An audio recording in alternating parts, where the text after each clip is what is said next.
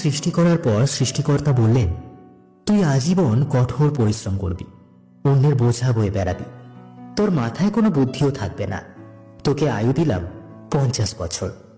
গাধা বলল, সে কি, এত কষ্ট করে আমি এত দীর্ঘদিন বাঁচতে চাই না, দয়া করে আমার আয়ু কমিয়ে 20 বছর করে দিন।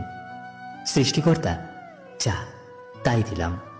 কুকুরকে বললেন, তুই হবি মানুষের সবচেয়ে বিশ্বস্ত বন্ধু, কিন্তু মানুষের উচ্ছিষ্ট খেয়ে বেঁচে থাকবি, তোর আয়ু হবে 30 বছর।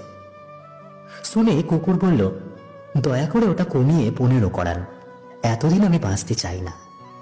এইবারও তিনি রাজি হয়ে গেলেন। এরপর উনি বানরকে বললেন, হে বানর, তোর একমাত্র কাজ হবে লাফিয়ে লাফিয়ে এক গাছ থেকে আর এক গাছে যাওয়া, আর তামাশা দেখিয়ে মানুষকে বিনোদন দেওয়া। তোর আয়ু দিলাম 20 বছর। সে আবেগে কেঁদে বলল, দেবেনি যখন 10 বছর দিন, আমি এত বড় জীবন দিয়ে কি করব। এইবার মানুষকে বলল, তুমি হবে সৃষ্টির শ্রেষ্ঠ জীব, সবচেয়ে জ্ঞানী এবং বিচক্ষণ, তোমার আয়ু হবে 20 বছর। সে তো খুশিতে পাগল হয়ে গেল, কিন্তু এত মহৎ জীবন দিয়ে মাত্র 20 বছর। সে করজোড়ে প্রভুকে বলল, একটা কাজ করা যায় না, আপনি আমাকে গাধার ফেরত দেওয়া 30 বছর, কুকুরের 15 বছর, বানরের 10 বছর দিয়ে দিন।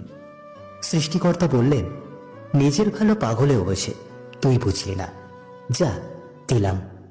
সেই থেকে মানুষ সুন্দরভাবে বাঁচে 20 বছর। পরের 30 বছর গাধার মতো সংসারের বোঝা টানে, তারপরের 15 বছর ছেলে মেয়ে যা দেয় তাই খেয়ে পড়ে বেঁচে থাকে কুকুরের মতো, আর তার পরের 10 বছর বানরের মতো কখনো এক সন্তানের বাড়ি তো কখনো আর এক সন্তানের বাড়িতে ঘোরে, আর নাতি নাতনিদের বিনোদন দেওয়াই হয় তাদের প্রধান দায়িত্ব।